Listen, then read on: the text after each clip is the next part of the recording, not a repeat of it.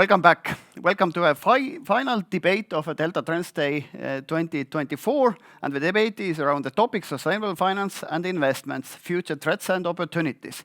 And I'm pleased to introduce you our panelists. Let's start with Ms. Kadi Kenk. She's circular economy PhD scholar at the Estonian University of Life Sciences and advisor to the Mayor of Tallinn. Mayor of Tallinn, also activist and consultant. Then we have Mr. Andrus Treier, whom you already saw, who is Chief Executive Officer at the Estonian Environmental Investment Center. Then we have a person from Finland, originally from West Germany, as far as I know, Mr. Derichs, who is Senior University Lecturer at Aalto University, Finland. And we have one good friend online also, Mr. Mihkel Tammo, who is head of the Center for Entrepreneurship and Innovation of the University of Tartu, actually originally located here at the Delta Center. So, ladies and gentlemen, we should start from somewhere. And let's take the policy perspective first. How would you define sustainable finance in your terms, simply?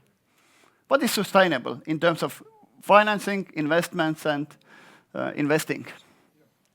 Fund manager, please. Maybe we should turn to taxonomy in Europe and discuss all these aspects. But in essence, probably my shortest definition would be that it's kind of exactly this: do no significant harm. So you just have to do something good in one of the 6 areas and just coming back to do no harm in any other, and that's about it. If this is already in good shape, then the hardest part is probably done. Okay. Andrus is in do not do harm in party. Kadi, can you do something good as well? I would say put into this definition. Maximize the benefits that you get from every kilo of material you take into use. Okay. Mihkel, what do you would say? To me, I think it's about substance. So the idea itself of what we are investing into. So I like to call it technology with awareness.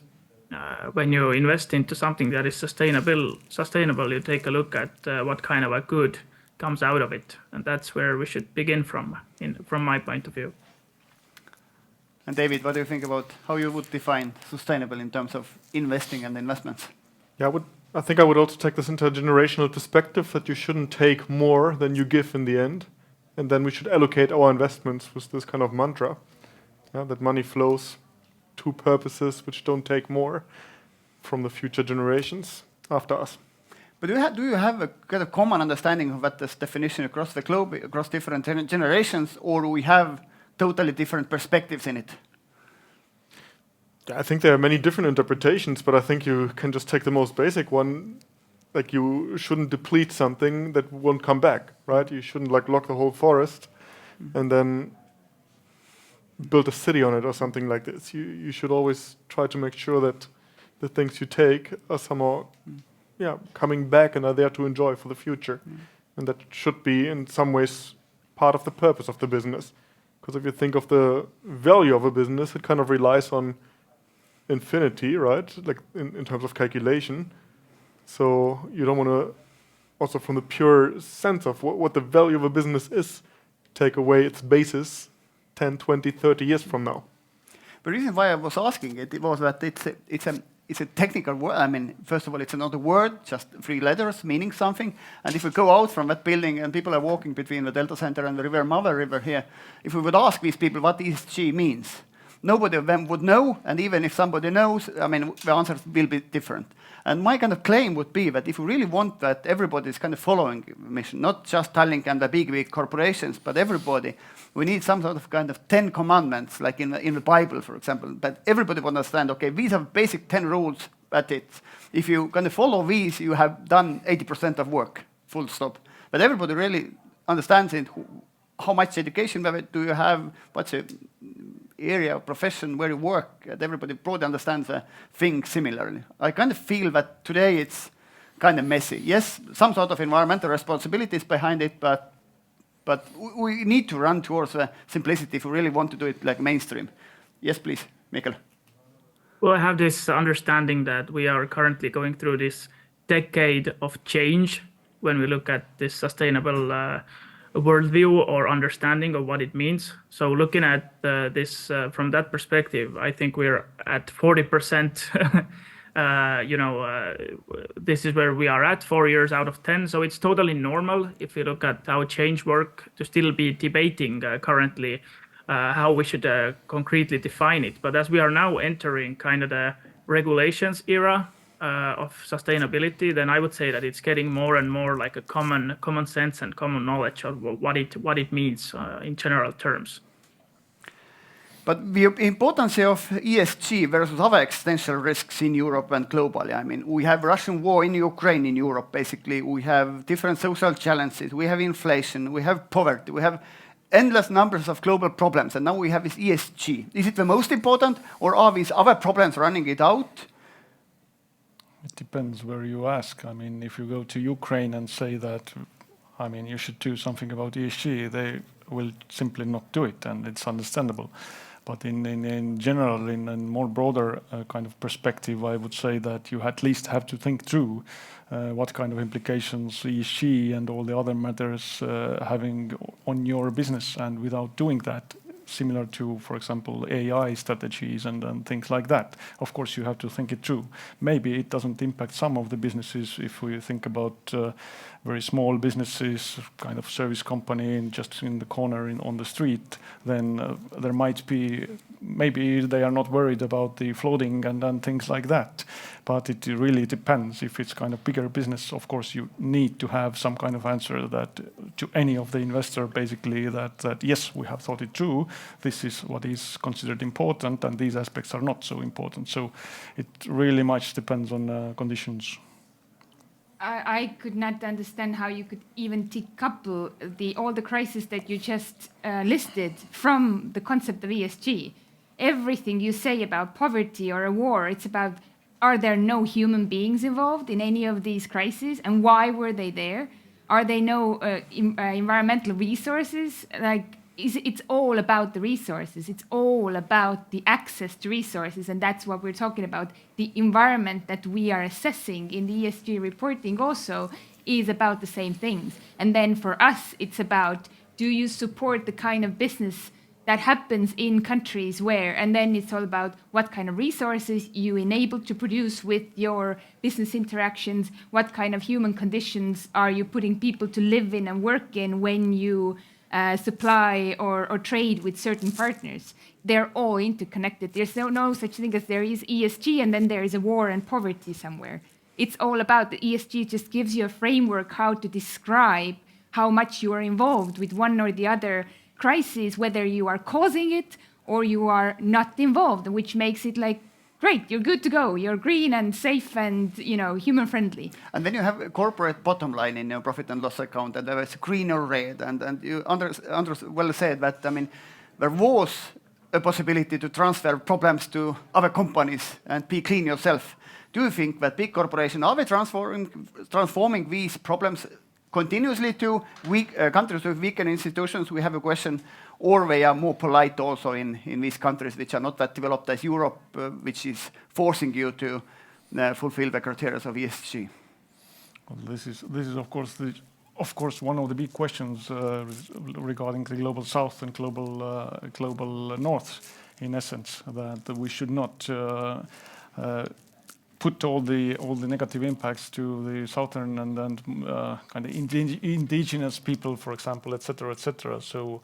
But I believe that step by step, it's not possible, thanks to European different frameworks as well in other understandings and frameworks in the world, that it is not okay, because it certainly has some kind of material impact if the like we have seen in greenwashing cases and different things, that it's not very good for your kind of publicity and your business if you do something really wrong downstream on your supply chain as well.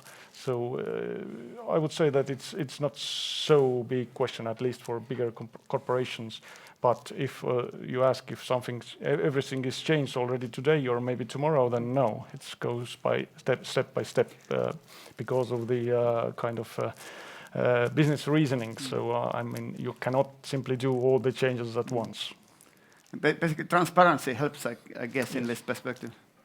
Please. Yeah, I think you somehow come from the premise that we can actually do it, right? But I think if you take this idea of where ESG comes from the SDGs, from the UN kind of, they kind of come with the argument that you actually cannot solve this problem, right? It's like this kind of wicked kind of problem. If you increase one thing, if you protect the environment, then on the other hand, you might deplete the social aspects, right? So ESG tries to put this interrelation between these different factors together. Yeah, like a good example is in Finland, we have peat fields up north. Yeah, peat is a carbon storage and so on. You kind of extract that for energy. Yeah, then the country gets some money. Now they try to stop this, so the environment benefits, but there are communities, whole towns of people which will become unemployed. And these people, this S then, the social, will suffer social consequences, everything that comes with displacement and so on. Yeah, so I don't think there's even a proper solution to this. Yeah, it's just what I want to say. Companies just have to deal with what they affect positively and then what potentially they will negatively affect on the other side. As I said, that some of the people on the street might not understand what ESG is. To define it is environmental, social, and corporate responsibility in whatever you do in business spheres. Actually, we got a quite good comment to our last topic, how to transfer that ESG knowledge also to developing countries. And via students is basically a simple solution. We just had today a discussion with students about making the great transformation towards more sustainable world, and the students from so-called third countries choose to discuss the EU case. What role do you see for the EU in spreading the ESG knowledge to developing world? Well, starting with EU needing to take into account, being responsible for our own mess. So all the regulations that either stop us from exporting our mess that we cannot handle to the third world countries, or let's say outside of the EU, it doesn't need to be any particular. It can be US, it can be China, it can be Malaysia or Africa. It's really making sure that the EU keeps its resources to itself and then defines the rules how we can source from the others. Mihkel wanted to add. Well, Kadi actually took my answer, but even though Europe is kind of marginalizing when we look at demographics trends and these kind of things, then we are still the purchasers of goods and products in the world. So the way we can affect also the others are by, creating also demands for imports to Europe. So that's kind of one way to address and make others motivated as well to look at the issue.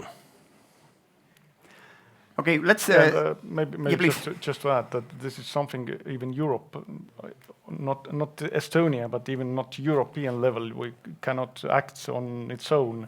I mean, that's why these kind of international agreements and frameworks are important, because you shouldn't put your businesses in very bad situation compared to, I don't know, Asian companies or the US companies.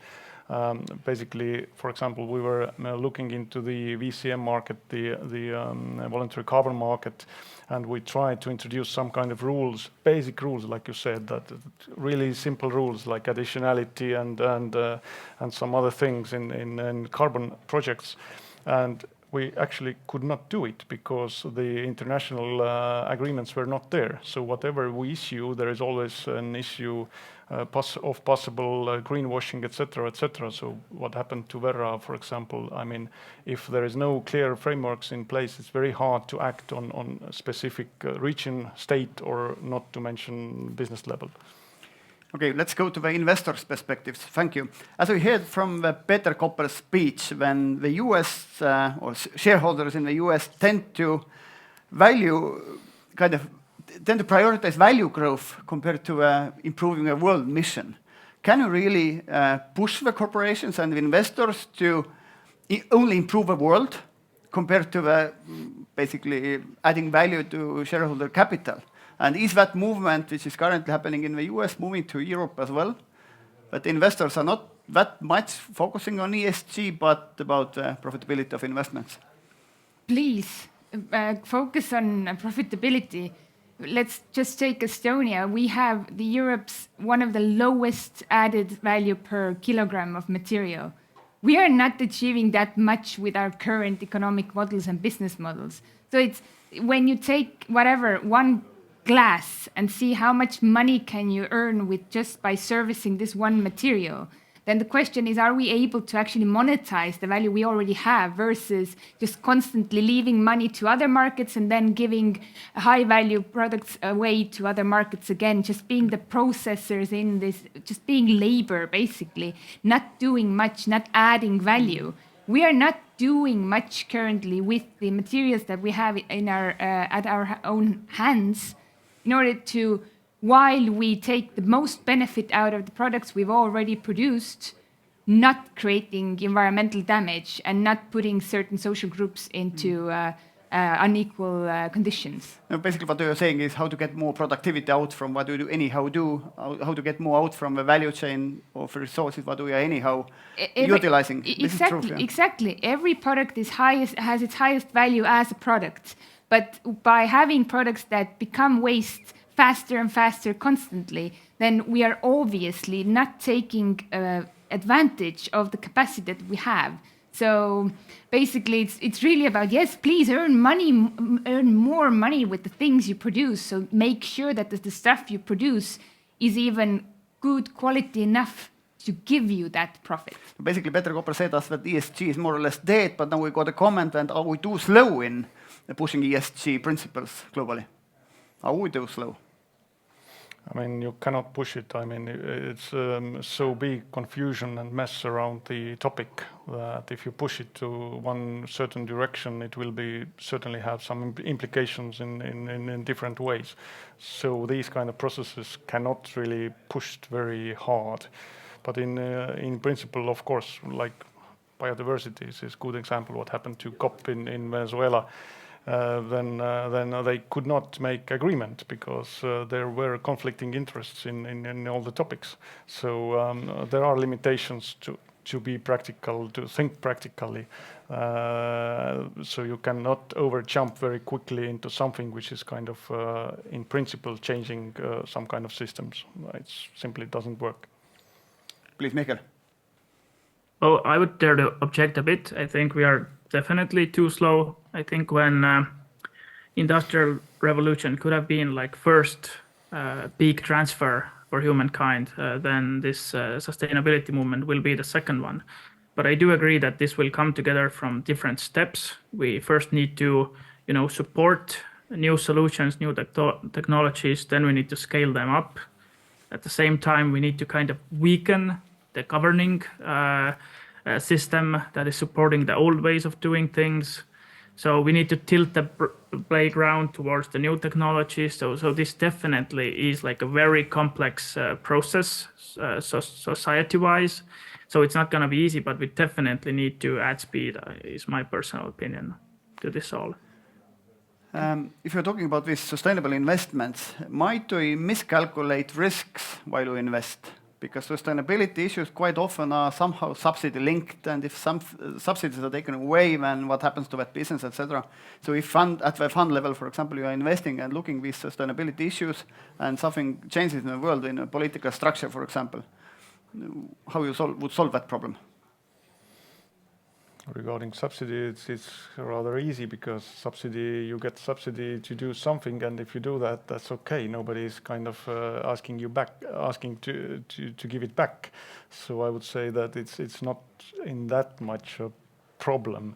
But of course, in order to make any kind of change happen where the market does not work yet, these kind of extra guarantees, extra funding options, they are playing important role. I cannot see that it's doable without any kind of government intervention. Also, these kind of big changes, in addition to legal environment and all the frameworks. So it's of course we need to segregate this kind of subsidy which is kind of intervening to the market and subsidy which is kind of making some innovation or new market possible to work. And this kind of exit strategy for the state or from the public side should be also very clear that when we step back, etc., etc. But in initial steps, I would say that it's kind of important. And you do believe that this type of top-down innovation push would work?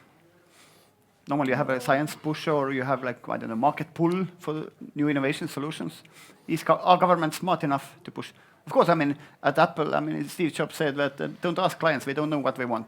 Do a good thing and provide it and they'll use it. I'd say currently our problem is nobody's pushing anything. I mean, you asked, are we going too fast or too slow? ESG, it depends who you're asking from. Anyone who benefits from status quo today would tell you everything's happening too fast, way too fast. Like we are just trying to get a hold of the stuff that's happening, although they've been knowing the trends for 20 years. But for the public, it's always easy to give you the narrative, it's too fast. So it's really the question of like, are the entrepreneurs really entrepreneurs, or have they just come up with one business model and all they're doing is just to protect the one way they knew how to earn money? Because there's so much green funds out there. Like you could not imagine how rich you could get if you were entrepreneurial enough to go and ask for it. So we can rather see right now that innovation, it could come from grassroots. The question is, where are the people who are willing to innovate, who are willing to take risks, and they would still get rich. I mean, rich enough to, they wouldn't have to work day jobs. Maybe they wouldn't become billionaires, but who needs to be a billionaire? Like, this is not necessarily the way to happiness. So it's about, like, what are the governments really pushing? They're not very much pushing for anything. When we talk about ESG today, we're basically just talking about standards for reporting. They just tell you to create transparency in your business operations. Nobody's telling you to do anything particularly. Just tell us what is the impact of what you're already doing. Yeah, just to add quickly to what Kadi said, I think we are at the same boat here. There are those who don't benefit of the change of status quo, right? So they are naturally hoping to retain their current position. But there are also those narrow border specialists. I don't know if I would call Peter Koppel narrow border specialist, but there are guys who are specialized at their own field, and the sustainability framework adds so much to it that it creates this uncertainty. So this is another force. There are forces who are not interested to see the change. So with every innovation, I think there is the new part that is coming, there is the old part that needs to leave. So in terms of pace, we need to kind of move with the old part for it to let go quicker, so that the new ESG or sustainable innovation part could arrive sooner. David? I think this is a very important turn this debate takes now, because I don't think it's a dichotomy of profitable or sustainable. Yeah, you can make a lot of profit. If you look at Elon Musk, you can argue whether electric vehicles are sustainable, but at least this guy made a lot of money with it, right? And there's a lot of scientific evidence that you actually get lower cost of capital. Like you just said, there's a lot of funds out there. So these funds allow you to get lower cost financing, easier equity and even easier debt. Many banks now give you a slight discount on your interest rate, for example. And then if you look at the cash flows as well, right? If you look at the revenues, you can make a lot of nice products with a high margin where you can differentiate, right? Get a competitive advantage out of being more sustainable. This, of course, then goes against the cost of sustainability, but it's not black and white, right? You might have to invest into more efficient technology, do more regular investments, have higher costs, operating costs. You might have to avoid certain markets, like Russia, for example, right? A profitable market we have to avoid now. But in general, I think it's more gray than you put it in the beginning, perhaps. But David, during the break, we were talking about valuations as well and how ESG and sustainability issues would make it more complicated to evaluate investments for companies. Could you elaborate it a bit? I'm not sure if it's more complicated, but just different, yeah? So if you think where the cost of capital comes from, it kind of reflects the risk of a company. Yeah, so if you want to reduce your cost of capital, you should in a way reduce the risk level and sustainability. There are many ESG risks out there.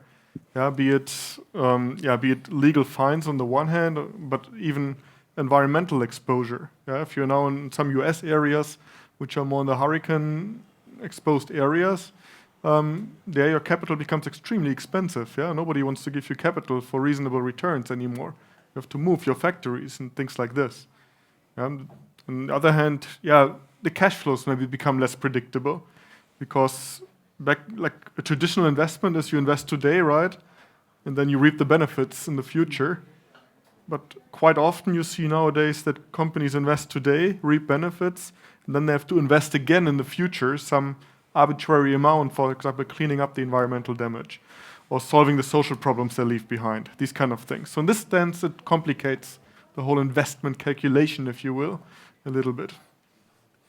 If I may add, we see a lot of different kind of changes happening all the time around us. So I believe that this kind of, well, which is not the news in the VC business, for example, risk capital business, that the management team is important, and basically the companies also. It's not just kind of linearly thinking about your cash flows and projecting into the future, but it's rather that how able you are to compensate what happens around you, and what kind of management changes can you do. So it will become more important, this kind of response to uncertainty.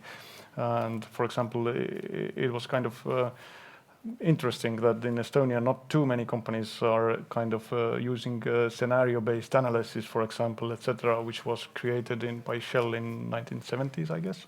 So kind of normal things, but they were kind of, it was comfy to just kind of put it in Excel sheet and say that, okay, let's plus minus 10%, and that's about it. So it might not be plus minus 10%. It might be that some of the business lines are completely going, and what is substituting this for your company. So this is really the question in the future more and more. Also, one more quick comment. Being an advisor of Green Tech Fund myself, then I think it's now a common sense that the kind of deep tech, and also a part of deep tech is clean tech, has become like a more trend on the market. I think it lowers a bit the expectations of profitability and adds to the time of the expected return. But in some sense, it's like understanding that this is the future. From the rear view mirror, we look at the SaaS companies, all the technological scalable companies, and this seems to be a bit behind us now. So I would say like this is like new normalcy where we live. Yesterday I was hearing a video with the founder of LHV Bank, and he said that actually now kind of banks are already semi-governmental agencies enforcing different principles to the market. Unless they do it, I mean, capital cost to them goes up, etc. So I mean, it's governments are quite smart actually how to spread their task. But one question I would like to ask is access to capital and the issue of uneven playing field. I mean, will there be a shortage of capital for high-risk ventures who are not fulfilling exactly the ESG requirements to get access to capital if all the capital is focusing only on projects which are 100% proof of ESG? It's a matter of pricing, I guess. I mean, what kind of price you have to pay for this kind of capital. In essence, of course, there is kind of dark money available, for example, in I don't know, in many areas, maybe not business areas, but still. So it will be available, but I mean, the biggest part, and especially if we think about pension funds and sovereign wealth funds and these capital sources, then it's very hard to do something which is in contradiction with all the requirements. So, of course, the price for everything else is going to be up. But in essence, I believe that you can find it somewhere. Please. Yeah, I've just had a discussion with someone from Finland who had business in the US, and he needed bank clearing to get the payments to Finland. And because of the proximity to Russia, he couldn't find a bank that would do the clearing of the payments for him. First of all, it was close to Russia, so somehow Eastern Europe, fear of corruption or something like this. And second of all, there was the word arms, like weapons. He had something to do with weapon technology in there. So in the end, he had to set up a subsidiary to circumvent these ESG rules that prevented a perfectly fine company from accessing the money they rightly earned in a different market. So there are very negative consequences to this, preventing companies for no good reason whatsoever to do their business, which might be good, profitable, and so on. What is your overall view? Whether this type of additional requirements or new opportunities would make big companies bigger and the smaller, but because they have more basically capital to deploy on these issues, they will be compliant, they'll get more money, they get more. So the more up and down the global economy goes, the more actually richer get richer and poor get poorer. So the more stable economic growth is, the more equality we'll get. But what do you think ESG? Does it make big companies bigger and smaller weaker? That size doesn't matter because it's all about your willingness to develop and innovate. It's like you'd say, like, do companies benefit from internet or tech tools? It's all about whether they know how to use them. Like, who would have thought Nokia can't stay on the market when things got, like, competition got harder? It's just about, are you able to stay in the game? Big ones have a lot of capital. I'd love to see them investing their capital into innovative green solutions. Why not? Take the market, please go ahead, instead of keeping the block there. But small ones also have the opportunity of entering into saying, you guys, you're sleeping, and I can come in and take your markets from you. Whether it may be material that you need, let's say whatever, microchips that any tech company would need, but they are not currently taking back their products from the market. It's ending up, e-waste is being the biggest waste stream in the world, or let's say the fastest growing waste stream in the world. Who is collecting all of this? Who will get the materials that tech companies actually need to provide their products? So it's all about like who gets the materials, because it's going to be, in the end game, it's going to be who holds the materials. The same tech companies, I mean, Apple is, I think, 4 times bigger over now last 15 years, and then over, I don't know, 5 different crises. So no problem with crisis. I mean, so it's a challenging issue globally, with poverty issue versus extremely rich, tiny number of companies as well as people. But yes, please. Yeah, I think one dimension is more regulation tends to stifle innovation, right? It creates more costs, and it might prevent some companies, definitely not all. I mean, there are companies who can strive on this, who directly target these niches, but it can also prevent innovation by just increasing the cost of running a business. Yeah, and this is, I guess, the big argument of most Americans, right? They want to have less regulation so that the economy grows better, and so on. So I think there's some kind of risk that the more regulation you put, the more hurdles you create for more companies to enter the market, and that makes the bigger. But this always sounds like regulation is coming from somewhere, and I don't know, they're not even human beings making them. That the whole point of so ESG also is it also goes to the public sector, and we are all stakeholders, and there should be more engagement and communication and cooperation between those different sectors. So like we're saying, the big ones are usually there for the status quo. They're not collaborating, they're not cooperating, and they're not giving insights to what would be the good regulation that would enable me to quietly transfer to the more sustainable business model.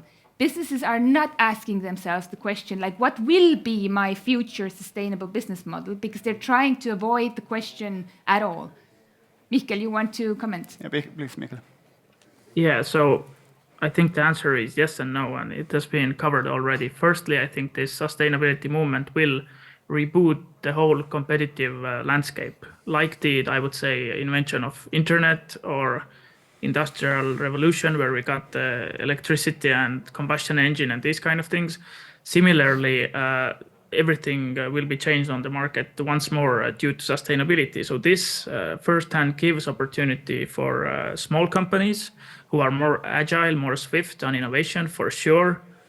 But at the same time, from my own experience, we actually manufacture equipment for a carbon capture company from Norway called Aker Solutions, where we as a medium-sized company tried to start this R&D to enter the market. As a technology owner, we recognized quickly that their R&D budget for this project is 2 billion, while our company turnover was like 26 million.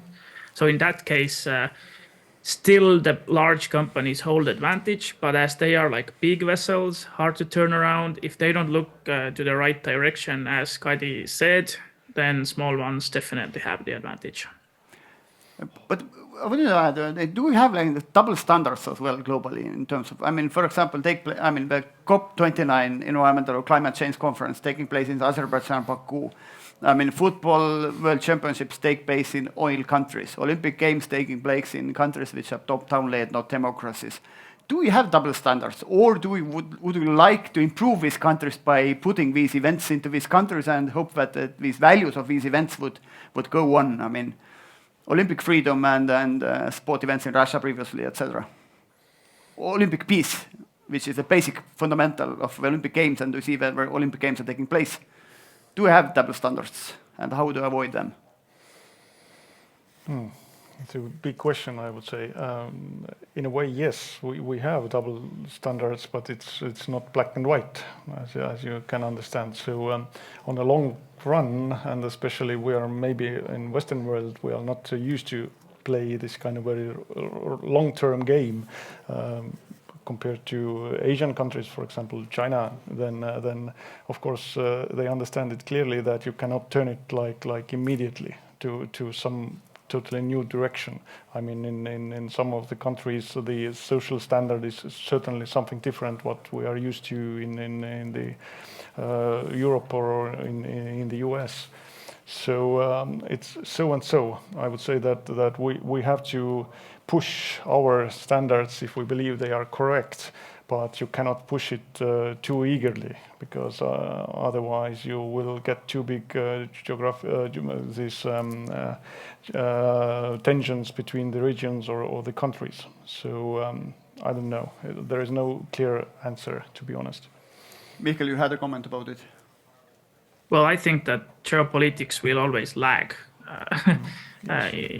in terms of the actual change. And I personally believe that kind of the pressure to turn more green and more sustainable comes from communities and from organizations. So in that sense, even though we are solving a global issue of like climate change, for example, is in the heart of the ESG movement, then the change will come from like the smaller fractions of the issue, like companies and communities. Yeah, the countries will not be the leaders of the sustainability movement, in my view.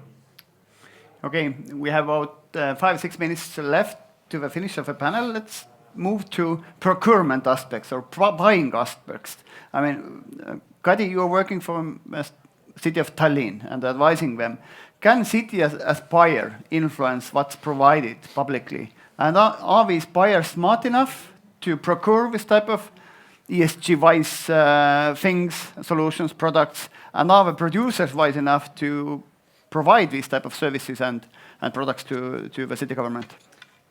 Definitely the city of Tallinn is interested in procuring sustainable products in different fields. So we are currently working on our strategy on what should be these criteria in different areas. And this is where the labor market comes into play. Like, do we have smart enough people or clever enough people to come into play who start to assess what is the most important thing to procure when you're building houses, or when you're making new city districts, or when you're just buying office furniture. So some of these criteria we have from the European Union, but there are only a few. So in every practical aspect, it really becomes, the question is, are the people smart enough in their daily jobs? But then secondly, what are the big rules that we should all agree on, so that there is this certainty for the people on the market who can then come and compete by then providing their product or service that then complies with these conditions.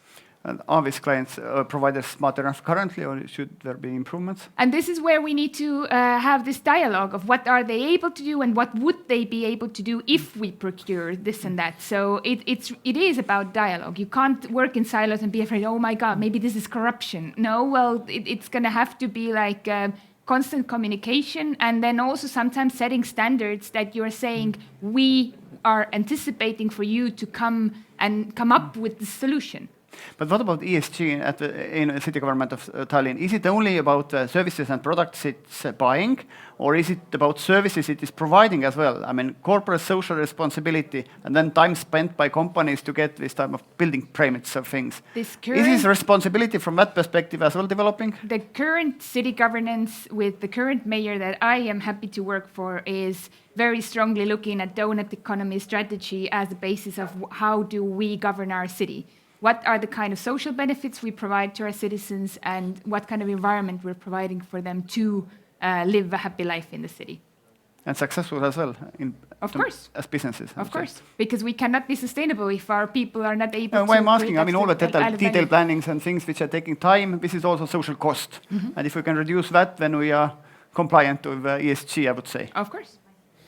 Please. Just two aspects. I mean, currently, if you want to procure something, public procurement on something, then it's always a question that who pays extra charges for ESG approach. Currently, I would say that if there is no common understanding that this is kind of minimum requirement what you should fulfill, then it's very hard to push in current situation different parties to just pay extra for ESG. So it's not so easy to tackle, but it doesn't, of course, mean that you should provide this kind of certainty for the future to the market, like renovation of buildings or whatever, that this is what we are going to do. So be prepared, and then some kind of business volumes. And as a buyer, even if you pay more, I mean, you might get a better solution as well. I mean, we have had similar discussion about design. I mean, can we procure good design? Yes, you can, because it's more convenient, it lasts longer, etc. So it's with double.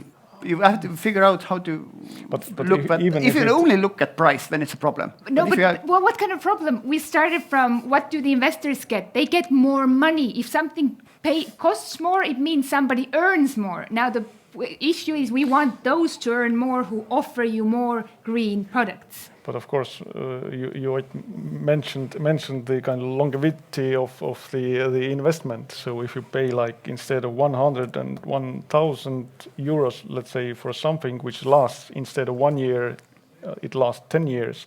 It may be tricky actually to acquire this, and it all comes down to the kind of general buyers in the shops as well. So if it's kind of cheaper option, or should I really go for a real quality product and pay like 10 times more, then it becomes to be an issue, and it depends on your kind of the whole topic of your incomes. today's panels. We have exactly 1 minute left. Perhaps a short comment of you. What would happen to ESG in, 2030? Is it going to be where still?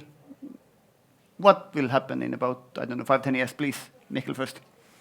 We're going to have a carbon bookkeeping across the value stream. That's what I think. So that will be a big change that will wipe out everything else. I'll say business management will clean up their act and be able to articulate better what is the real impact. Yeah, I think we are now at a stage with the EU taxonomy coming into place where we are at a position where we can set targets. And I think, I want to believe as an accountant, if you set targets, then these targets will also be met in some way. So probably we are there where we plan to be, more or less. The best motivator is the deadline. Yes, please, Andrus. Yeah, I mean, I still believe that it's going to be kind of normalized a little bit compared to current hype and all the circular economy aspects as well. I mean, it will become part of the business, but what happens after 10, 15 years, we'll see. I don't think it's going to be kind of gradual change. It's going to be something more important to kind of game-changing change. It's not just plus 10% or minus 10% what we do today. And I would promise from a university's perspective at least that we will continue providing this type of platform for this type of discussions and trying to integrate these topics also to the different curriculum of students who are going through the university in whatever discipline they are studying here. But we are over now with that panel. The panel was about sustainable finance and investments, future threats and opportunities. Thank you, Ms. Kadi Kenk, Mr. Andrus Treier, Mr. David Derichs, and Mr. Mihkel Tammo from Tallinn. Thanks a lot, and after a short commercial break, we will wrap up today's conference. Thank you.